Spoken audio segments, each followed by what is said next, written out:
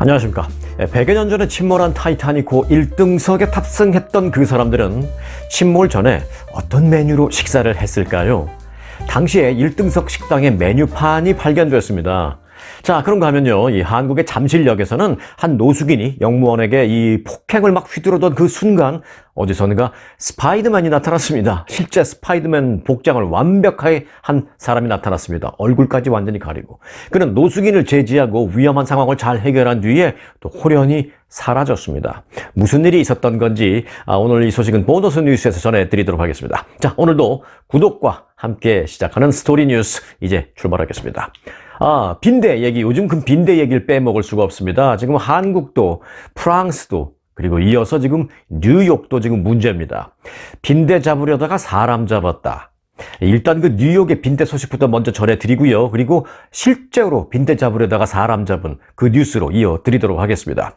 자, 세계 각지에서 지금 확산하고 있는 빈대가 최근 뉴욕에서도 기승을 부리는 것으로 나타났습니다.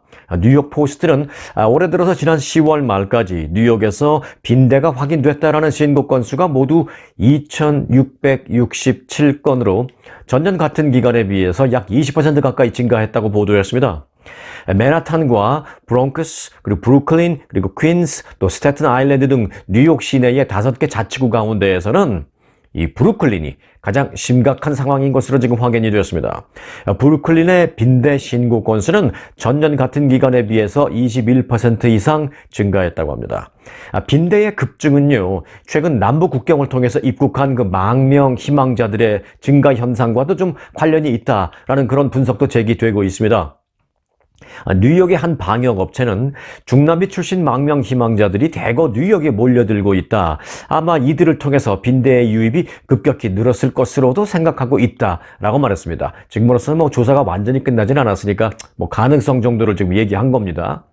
그리고 또 하나의 가능성이 제기됐는데요. 이게 아주 흥미롭습니다.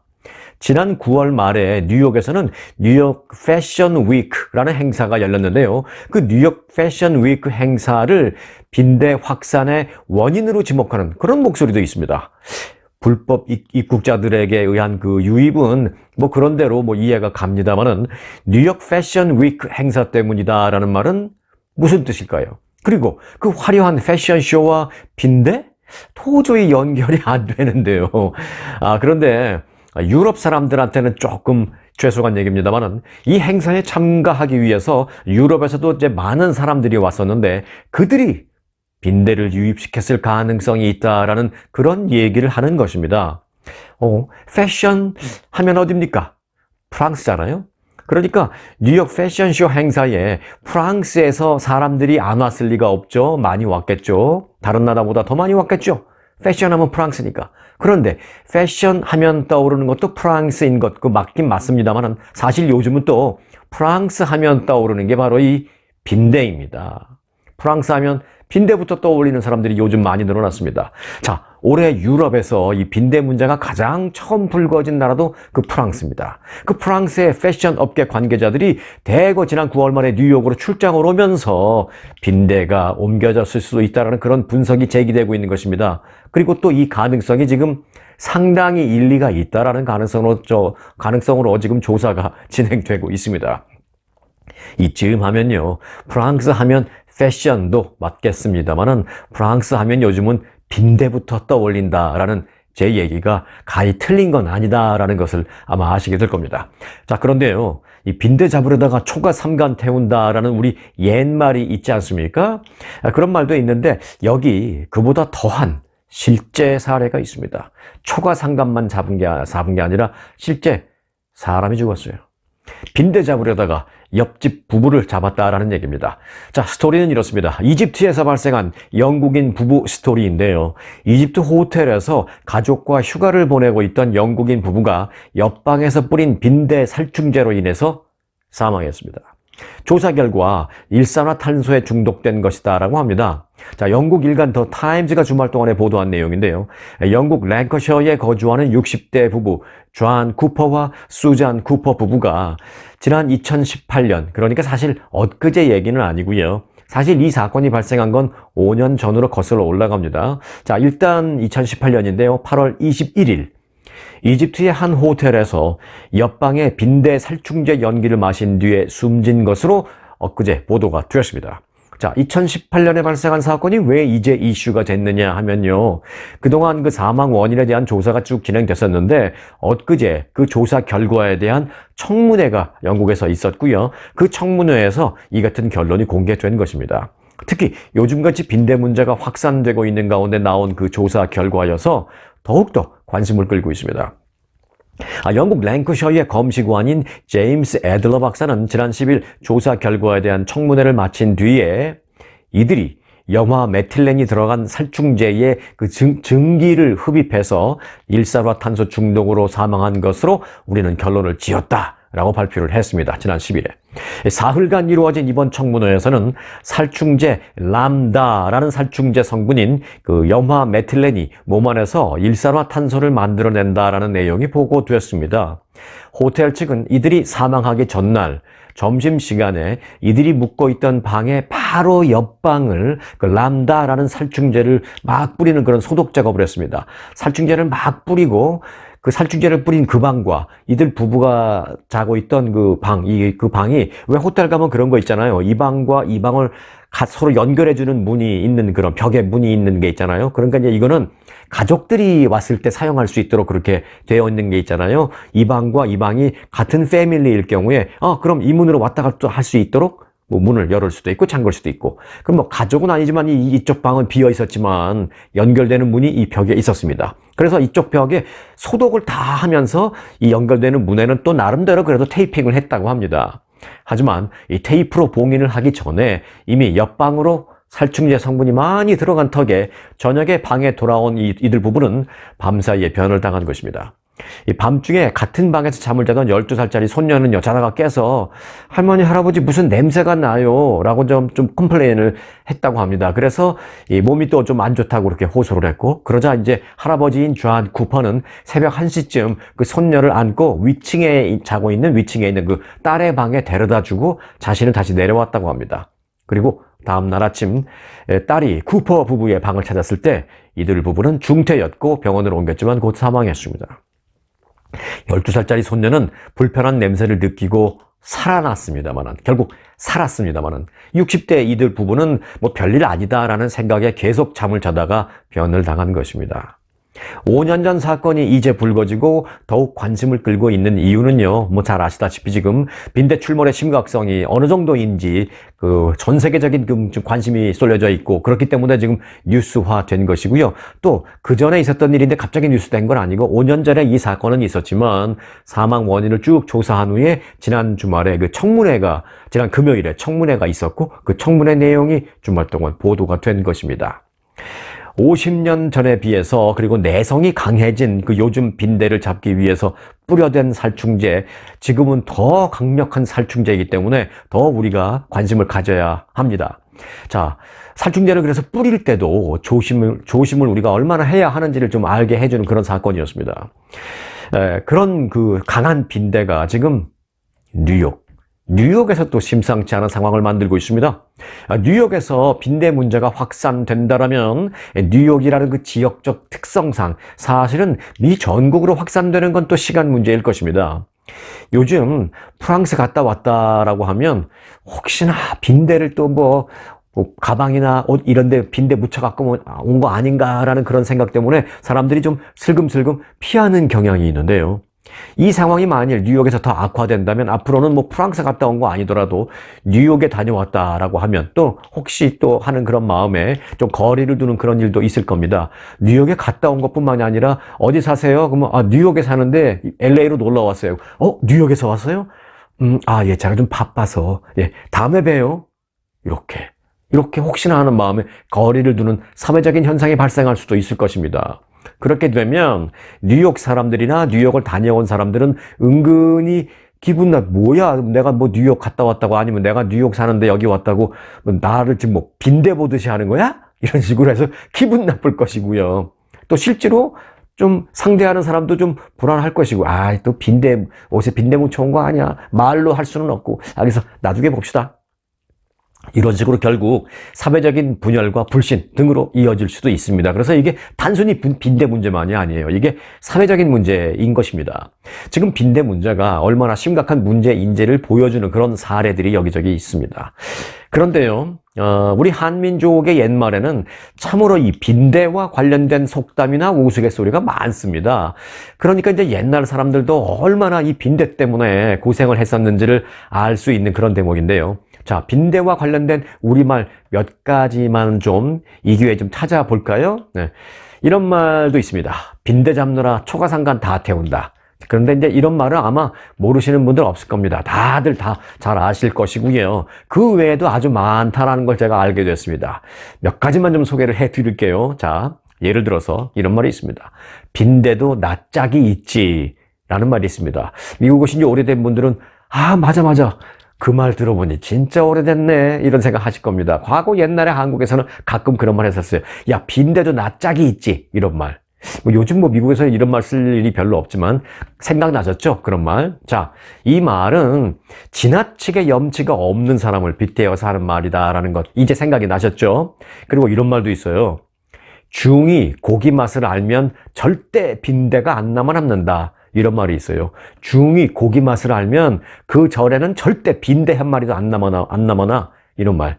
예를 들면 아주 끝까지 억제를 하였던 그런 욕망을 이루거나 무슨 좋은 일을 한번 당하면 그것에 빠져서 정신을 못 차린다. 그리고 정신을 못 차리면서 덤벼든다. 뭐 이런 말입니다. 그러니까 좀 스님들에게는 좀 죄송하지만 옛날에 그런 말이 있다라는 거죠. 뭐 스님 되시는 분들이 고기 맛을 알게 되면 빈대 절에서 빈대까지 찾아내서 다 빈대도 고기라고 생각해서 먹는다 뭐 이런 말인데 좀 징그럽긴 합니다만은 아주 옛날에 이렇게 생긴 우스갯소리다라는 걸 감안해 주시고요.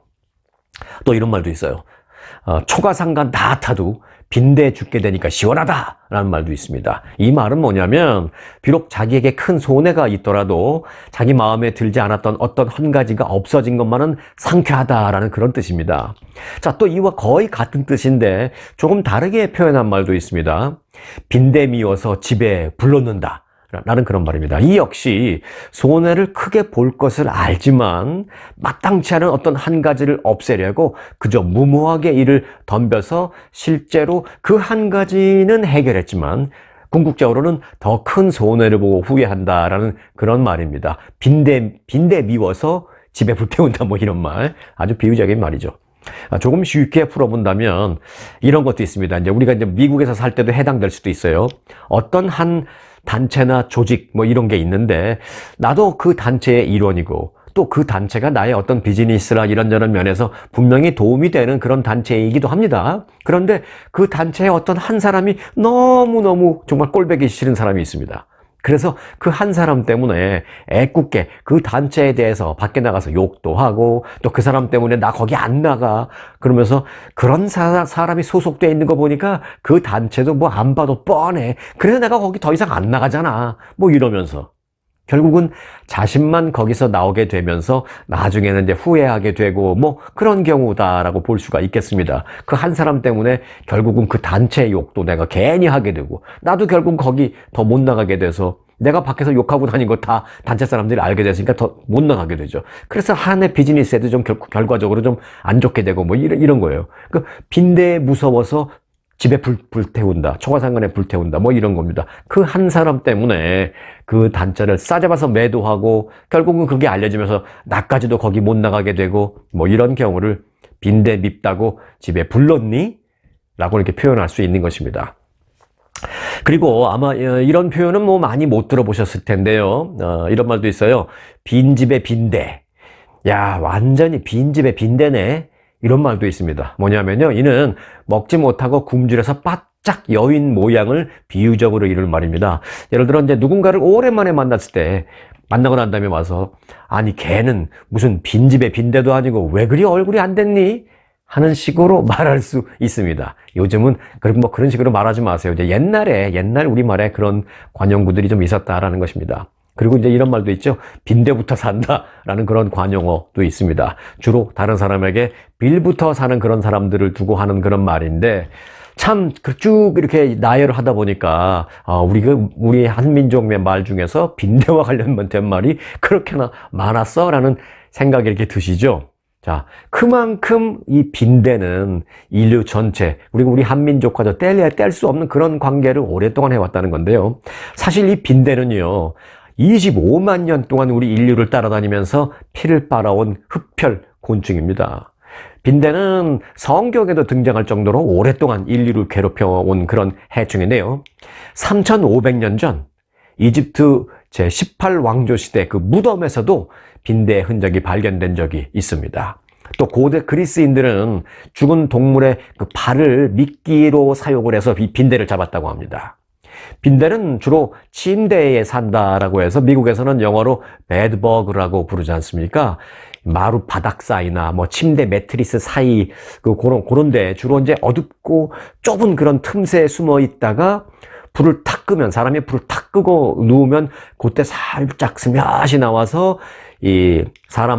꼭 사람이 아니더라도 따뜻한 체온을 가진 동물의 피를 빨아먹는 그게 빈대입니다. 주로 이제 우리가 볼 때는 우리가 잘 때, 불 끄고 잘 때 깜깜할 때 나와서 따뜻한 체온을 따라와서 피를 빨아먹으니까 우리의 입장에서 볼 때는 사람의 피를 빨아먹는다, 이제 그렇게 볼 수 있는데, 어찌 보면 가장 편안하게 휴식을 해야 할 그 순간, 그리고 그 장소 침실에서 주로 나타나서 빈대는 가장 혐오스러운 곤충으로 우리에겐 여겨지고 있습니다. 가장 편안해야 할 장소와 그 시간에 가장 혐오스러운 일을 하는 게 이제 빈대라서 더더욱이 우리 사람한테 욕을 먹고 있는 거예요. 미움을 받고 있는 거였습니다. 그 빈대. 25만 년 이상 참 오래전부터 우리 인류를 괴롭히는 흡혈 해충입니다. 자, 그 25만 년까지는 아니어도요, 길게 따지면 기원전 2000년부터로 볼 수 있으니까, 요건 이제 딴 얘기입니다. 길게 따지면 기원전 2000년부터로 볼 수 있으니까 지금부터 따진다면 무려 한 4000년 넘게 이어져 오는 관계도 있습니다. 바로 이스라엘과 아랍인들 간의 이 분쟁 관계. 이건 25만 년까지는 아니고 길게 보면 한 4000년, 한 4100년 이 정도까지는 거슬러 올라갈 수 있습니다. 자, 이스라엘과 아랍인들 간의 분쟁, 이제 가자지구 상황을 좀 정리해 드리려고 제가 4000년 전 얘기까지도 어거지로 끌고 왔네요. 자, 미국이 말을 너무 안 듣는 그 이스라엘에 대해서 참다 못해서 4대 원칙을 천명했습니다. 이 제이크 설리번 백악관 국가안보보좌관은 어제 그 이스라엘의 재점령 불가를 골자로 하는 가자지구 관련 4가지 원칙을 천명했습니다. 하마스 축출 이후 가자지구의 미래 구상을 둘러싸고 미국과 이스라엘 간의 그 의견 차이가 커지고 있는 가운데, 미국이 아무리 말을 해도 이스라엘은 들으려고 하지 않으니까 미국이 좀 화가 많이 난 모양입니다. 미국은 이스라엘이 넘어서는 안 될 한계선을 지난 주말에 분명히 제시한 것입니다. 자, 미국이 제시한 4대 원칙은 이렇습니다. 첫째, 이스라엘의 가자지구 재점령 절대 불가. 둘째, 가자지구 주민에 대한 외부로의 강제 이주 절대 불가. 그리고 셋째, 미래 테러 세력의 근거지로 가자지구 활용 불가. 그리고 넷째, 가자지구의 영역 축소 불가 등입니다. 이 가운데서 제가 말씀드린 것 가운데 이제 세 번째, 미래의 테러 세력의 가자지구의 활용 불가. 요것만이 하마스에게 하는 말이겠고요. 나머지 세 가지는 모두 이스라엘에게 하는 말입니다. 최근 이스라엘은 하마스를 축출한 뒤에 가자지구의 안보를 책임지겠다라는 입장을 밝힌 바 있습니다. 이에 대해서 이제 미국은 하마스 축출, 딱 거기까지만이야. 하마스를 축출하는 거기까지만이야를 계속 강조하고 있습니다. 하마스를 축출했다고 해서 가자지구를 이스라엘이 다시 점령하려는 시도는 절대 안 된다라고 계속 말하고 있는 것입니다. 그동안 이스라엘 총리와의 대화에서 몇 차례 이런 말을 하는 식으로 끝나긴 했습니다만은 그것 갖고는 말이 안 통하니까 이제 4대 원칙이라는 공식 발언을 통해서 확실하게 해두겠다. 이런 미국의 입장인 셈입니다. 하지만 문제는 이스라엘이 여전히 들은 척도 안 하고 있다는 것입니다. 특히 네탄야후 총리가 자신의 정치적인 입지를 공고하게 하는 그런 계기로 이번 사태를 활용하려고 하고 있는 그런 생각이 있는 한 미국의 이 같은 발언은 사실 말로는 효과를 그닥 발휘하지 못하겠다라는 생각도 있습니다, 미국이. 그래서 미국이 진정 중동의 평화를 원한다면 이 미국 내 유대인들의 압박을 거스를 용기를 갖고 강력하게 이스라엘에게 대해야지 지금처럼 그냥 말로만 해서는 절대 이스라엘, 특히 네탄야후 총리가 들으려고 하지 않을 것이다 라는 것을 미국이 좀 알아야 할 것입니다. 자, 이제는 그러면 미국으로 좀 들어와 볼까요? 현실적인 문제를 말씀드리겠습니다. 미국의 여러 주에서 내년에 최저임금이 인상될 예정으로 있습니다. 이제 뭐 내년이라 봐야 2달도 채 남지 않았으니까 내년 걱정, 내년 생각을 안 할 수가 없는데요. 자, 그런데 여기서 문제는 그로 인해서 발생할 수 있는 물가 인상, 특히 이 패스트푸드점의 가격 인상이 예상된다는 것입니다. 이 캘리포니아주에서는 이 패스트푸드점 노동자의 최저임금이 시간당 내년에 $20까지 올라서 이 햄버거 등의 가격 인상이 불가피할 것으로 예상되고 있습니다. 미국 30개 주와 그리고 워싱턴 DC에서 최저임금이 연방 최저임금 기준인 시간당 $7.20, $7.25보다는 지금 다들 높습니다. 50개 주 가운데 30개 주가 다 연방 기준보다는 다 높습니다. 그리고 이제 이들 지역 가운데 일부 주들은요, 내년 최저임금을 또 올릴 예정으로 있습니다. 자, 예를 들어 볼까요? 하와이 주는 내년 1월부터 최저임금을 기존 $12에서 $14로 올립니다. 내년이라 그러니까 뭐 멀어 보입니다만 이제 한 달 반 후입니다. 그리고 네브라스카 주는 현행 $10.50에서 $12로 올립니다. 메릴랜드주는 직원 수가 15명 이상인 기업의 최저임금을 현행 $13.25에서 $15로 올립니다. 또 델라웨어주는 현행 $11.75에서 $13.25로 올립니다. 자, 그리고 캘리포니아주는 내년 4월부터 지역 내 50만 명에 달하는 이 패스트푸드점 노동자들의 최저임금이 $20로 올라갑니다. 때문에 내년부터는 이 패스트푸드 가격이 줄줄이 인상될 전망입니다. 자, 예를 들어서 이 멕시칸 패스트푸드점으로 유명한 체인점이죠. 치폴레. 이 치폴레는 캘리포니아주의 최저임금 인상을 반영해서 내년에 가격을 7 내지 약 8% 정도 인상할 가능성이 있다라고 말했습니다. 7%, 8% 인상은 이게 절대 적은 게 아니죠.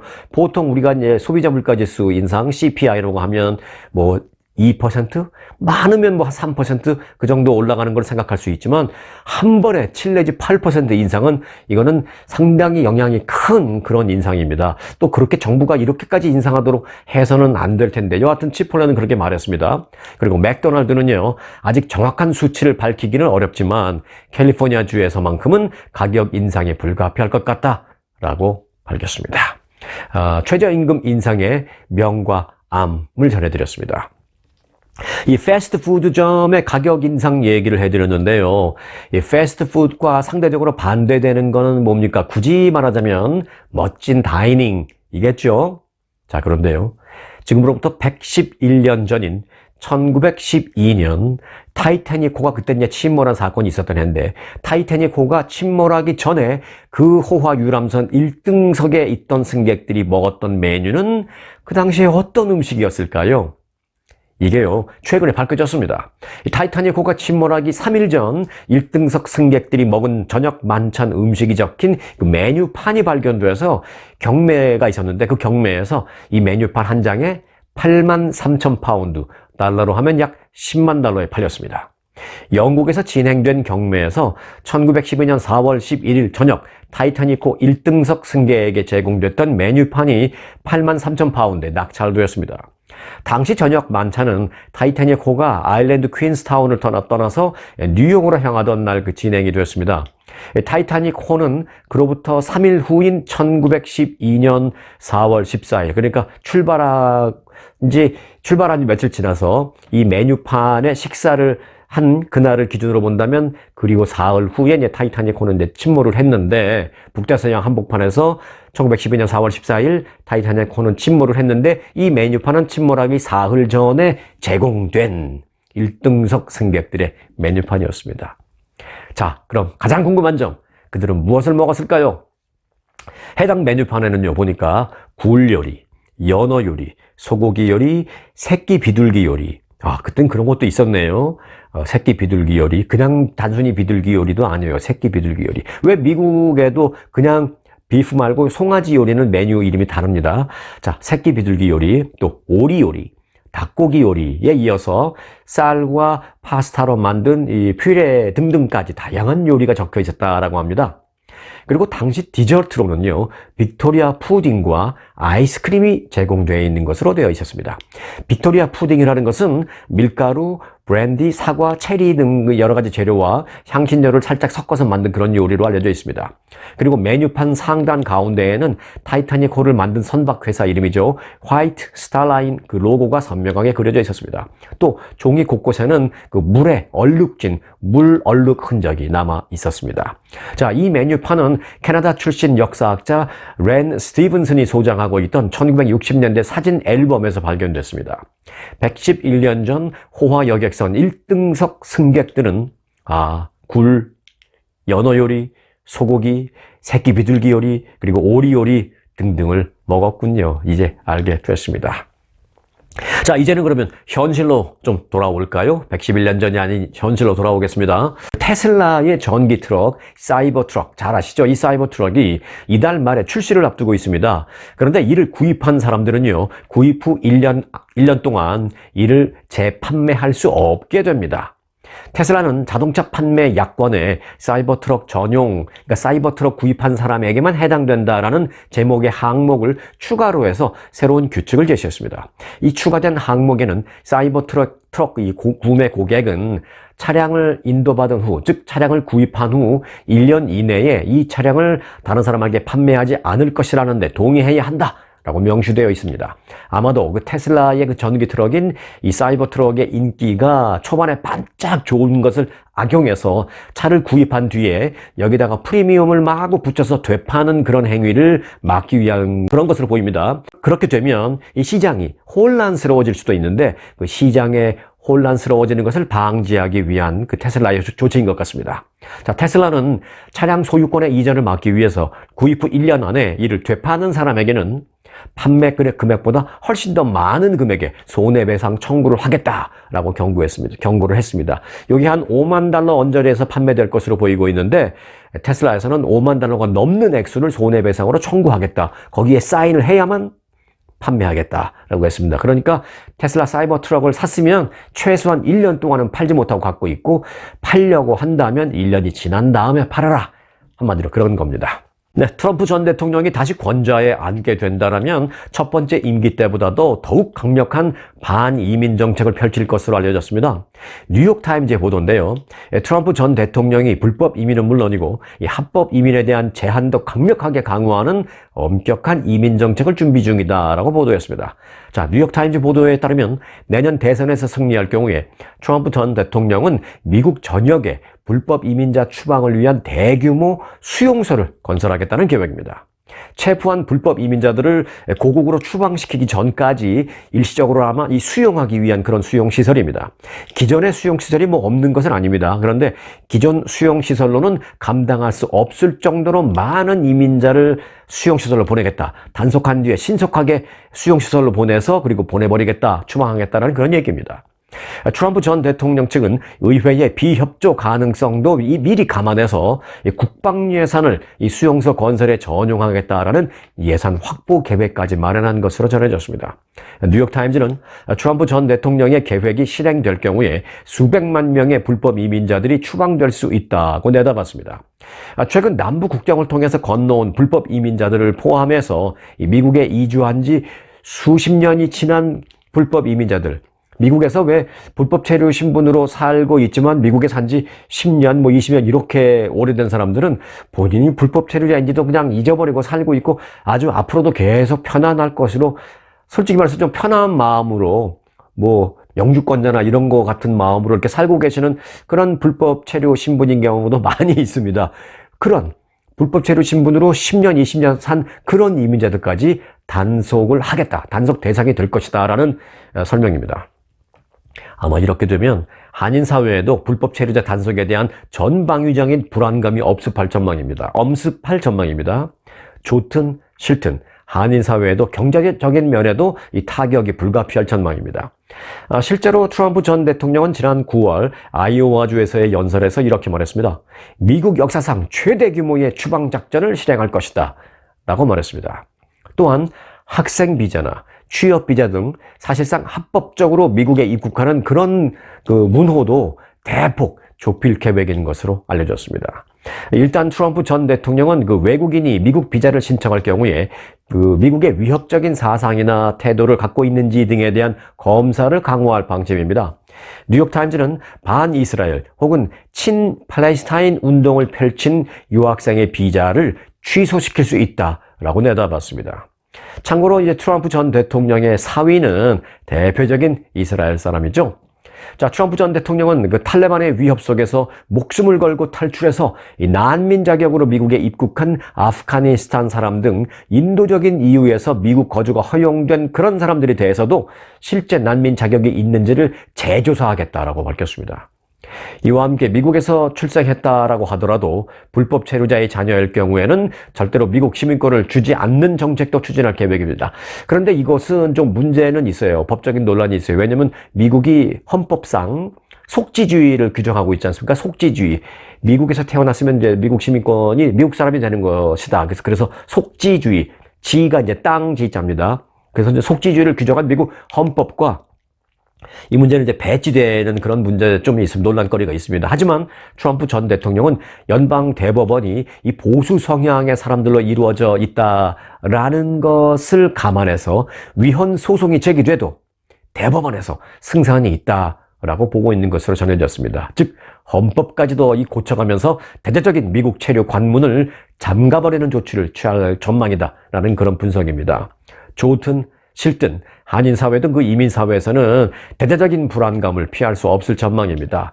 자, 이 부분은 이미 뭐 시민권을 갖고 계신 그런 한인들의 입장에서는 뭐 이렇게 생각할 수 있죠. 나와는 상관없어. 그리고 맞아. 트럼프 말이 맞아. 사실 좀 그렇게 불법 체류자의 자식들에게는 뭐 주면 안 될 것 같아. 아무리 미국에서 태어났어도 불법으로 와서 여기서 아이 낳고 막 그런 사람들에게까지 막 시민권을 다 주니까 어떻게 해서든 불법으로 와서 아이 낳고 막 그러려고 하는 거 아니야. 이런 거는 좀 안 주는 건 나도 맞다고 생각해. 그리고 불법 체류 신분들 때문에 막 문제가 있는데 그런 건 좀 정리 좀 해야 돼. 라고 이제 생각하실 수 있는데, 뭐 그 생각이 뭐 맞습니다, 틀립니다. 그런 얘기를 제가 하려는 것은 아니고, 그로 인해서 발생할 수 있는 여러 가지, 좋은 영향, 뭐 긍정적인 영향, 부정적인 영향이 다 있을 수 있다라는 것이죠. 그래서 이제 어떤 사람들은, 나와는 상관없어. 그렇게 좀 해야 돼. 라는 생각을 하실 수 있고요. 어떤 분들은, 어떡하지? 라고 소리 없는 불안감을 갖고 계실 분들도 계십니다. 또는 본인하고는 뭐 상관없지만, 나의 지인들 중에서 또 상관 있는 사람들이 있을 수 있으니까 좀 안쓰러운 마음을 갖고 중립적인 입장을 가질 분들도 계실 거고요. 여러 가지 입장이 있을 수 있습니다만 어찌됐건 그 이민사회라는 특성상 이 한인사회에서는 사회적인 그리고 경제적인 영향을 미칠 수 있다라는 점을 우리가 이제 감안해야 합니다. 그렇기 때문에 우리는 이 뉴스를 나와 상관이 있다, 없다, 그걸 떠나서 좀 민감하게 받아들여야 할 것입니다. 예를 들어서요. 한인 식당에서 일하는 이 멕시코 출신 저임금 노동자들이 다 추방됐다라고 치면 결국은 그들을 대체하는 고임금 직원들이 생겨나게 될 것이고요. 이는 곧 식당의 가격 인상으로 직결될 수밖에 없을 것입니다. 그래서 예를 들어서 뭐 $15 내고 먹던 비빔밥이 $20가 될 수도 있고요. $20 내고 먹던 냉면이 $25가 될 수도 있다라는 피할 수 없는 경제적인 영향도 있게 될 것이다라는 그런 여러 가지를 우리는 다 같이 어울러서 생각을 해봐야 할 그런 뉴스들입니다. 자, 이번에는 잠시 한국으로 가볼까요? 한국에서는 요즘 그 김포시의 서울 편입 문제가 전국적인 이슈가 되고 있죠. 이런 가운데 처음으로 그 문제에 대한 여론조사가 실시됐습니다. 그 결과는요, 사실 저도 궁금한데요. 일단 다른 지역에 사는 사람의 여론조사가 중요한 게 아니라 경기도민들의 여론조사가 궁금한데 그게 실시됐어요. 자, 경기도 도민들의 여론을 보니까 경기도민 10명 가운데 6명 이상이 김포 등 서울 인근의 중소도시의 서울 편입에 반대한다는 그런 결과가 나왔습니다. 이건 저는 이 뉴스를 전해드리면서도 저도 상당히 의아스러워요. 경기도민들은 최소한 찬성할 것 같은데 뭐 미리 말씀드립니다만 경기도민들도 반대가 상당히 많았습니다. 왜 그런가도 궁금했는데 자, 하나씩 풀어드릴게요. 자, 다소 의외라는 생각이긴 합니다. 자, 여론조사 업체 리얼미터가 18세 이상 경기도민 3,004명을 대상으로 진행한 여론조사에서 김포 등 서울 인근 중소도시를 서울시로 편입하는 것에 대해서 66.3%가 반대한다고 답했습니다. 이건 이제 경기도 전체적인 응답률입니다. 66.3%가 반대한다고 했습니다. 찬성한다라는 응답은 29.5%였습니다. 자, 연령대별 차이가 있는지도 좀 볼까요? 일단 그 모든 연령대에서는 큰 차이는 없이 이제 반대 의견이 일반적으로 많았는데 40대는 반대가 74%, 찬성 23%, 50대는 반대가 71%, 30대는 반대가 70%였습니다. 그리고 18세에서 29세 사이 젊은 층 역시 반대가 70.1%로 대부분 반대 의견이 70%를 넘었습니다. 그런데 이제 70세 이상 고령층에서는 제가 말을 바꾸겠습니다. 고령층이라고 굳이 할 수 없죠. 요즘은 70세, 80세도 건강하신 분들 많습니다. 그저 이렇게 말씀드릴게요. 70세 이상 되시는 분들에게서는 찬성 의견이 42.4%로 다른 연령대보다는 비교적 높게 찬성 비율이 나왔다. 이렇게 말씀드리겠습니다. 자, 그럼 서울 편입 논란의 중심이 되고 있는 바로 그 김포시의 주민들은 과연 찬성할까 반대할까 궁금한데요. 김포시 주민들 역시 반대가 많았습니다. 김포시 주민들의 반대율은 62%로 역시 찬성보다 많았습니다. 김포시의 찬성 비율은 36.3%였습니다. 그럼 서울 편입에 반대하는 그 김포 시민들의 반대 이유는 뭘까요? 예, 이와 관련해서 30대 김포시의 한 주민은 이렇게 말하고 있었습니다. 빚도 많고 큰돈 들어갈 사업이 많은 김포시가 이 상태로 그대로 서울에 편입된다라고 해서 과연 서울시가 얼마나 잘해주겠느냐? 구한말 일본의 주권을 빼앗겨서 과연 우리를 발전시켜 주었느냐? 라고 말했습니다. 얘가 그 예시로 든 게 조금 뭐 그렇긴 합니다만은, 그렇게 예를 들면서 얘기를 했습니다. 그리고 또 다른 한 시민은 상당히 구체적으로 반대 의견을 제시했습니다. 우선 현실적으로 가능성이 높지도 않은 그런 문제로 사실 경기도의 어떤 한 시가 서울하고 근접해 있다라고 해서 서울로 편입되는 문제는 그렇게 간단한 문제가 아니죠. 몇 달 만에 탁 해서 될 수 있는 그런 문제는 절대로 아닙니다. 현실적으로 이렇게 가능성이 높은 문제가 아니라는 것만은 사실입니다. 그래서 그 김포 시민은 현실적으로 가능성이 그렇게 높지도 않은 이런 문제로 내년 총선에 민심을 좀 가져와 보자라는 그 포퓰리즘으로 김포시가 이용당하는 것 같아서 싫다라고 전제한 뒤 그는 또 이렇게도 말했습니다. 사실 서울로 편입되면 세금은 늘어나고 혜택은 줄어든다 라고 말했습니다. 그는 한 예로 이렇게 말했습니다. 자동차 운전면허증을 땄을 때 현재 김포는 읍이나 면에 해당하는 그런 세금을 내기 때문에 27,000원만 내면 되는데 이게 서울시로 편입될 경우에는 즉시 이 혜택이 없어지면서 67,500원을 내야 한다 라면서 반대 이유를 구체적으로 설명하기도 했습니다. 세금 혜택이나 각종 혜택은 줄어들고 내야 될 것은 더 많다라는 것이죠. 무턱대고 서울시로 이름이 바뀐다고 해서 좋아할 문제가 아니다라는 얘기입니다. 자, 멀리 미국에서 바라보는 우리들의 시각과 정작 그곳에 사는 분들의 시각은 확실히 다르구나 라는 것을 느낄 수 있었습니다. 미국에서 바라볼 때는 그저 서울로 편입된다는데 왜 반대하지? 라는 그런 생각도 있었는데 현실적으로는 뭐 찬성도 반대도 우리가 모르는 많은 문제들이 더 있는 것 같다라는 생각을 하게 되었습니다. 그래서 제가 내린 결론은 이렇습니다. 내년 총선을 겨냥해서 정치적으로 졸속 처리할 문제는 절대 아니구나 라는 것을 알게는 되었습니다. 자, 이어서 보너스 뉴스 전해드리겠습니다. 오늘 보너스 뉴스의 제목은 제가 이렇게 지었습니다. 잠실역에 나타난 스파이더맨. 지난 토요일 밤 9시 서울 지하철 2호선 잠실역에서 있었던 스토리를 전해드리겠습니다.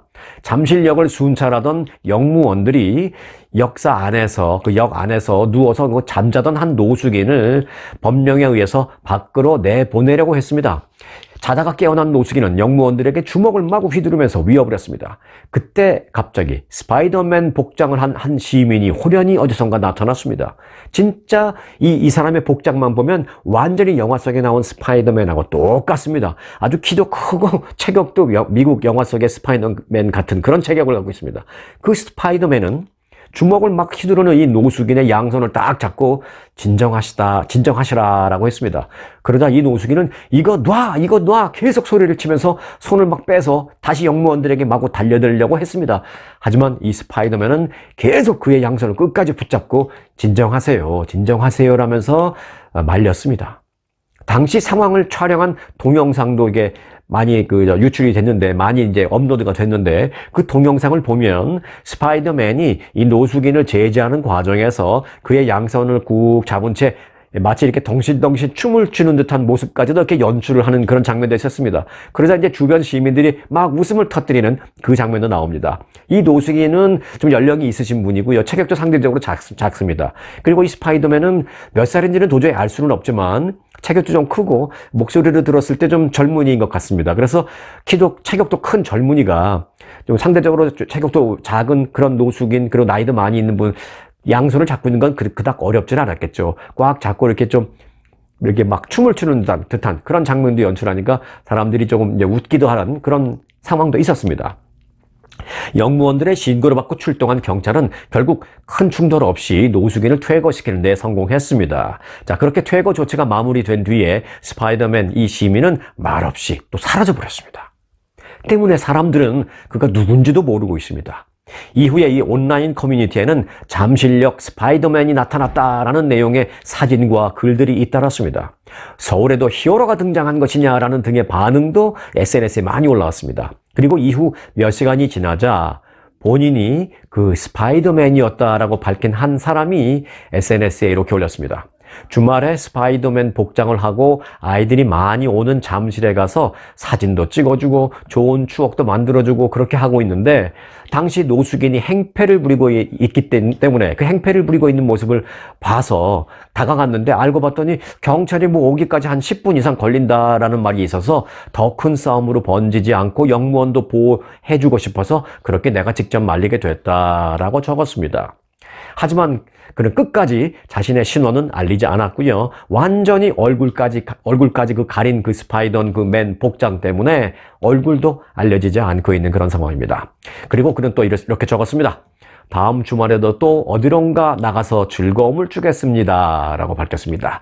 이렇게 SNS에 올린 그 스파이더맨, 계속해서 서울 시민들의 궁금증도 자아내고 또 기대감도 주고 있는 그런 상황이 지금 지난 주말 이후에 지금 이어지고 있습니다. 서울 시민들은 다음 주말 또 한 번 이 히어로의 활약을 기대하고 있습니다.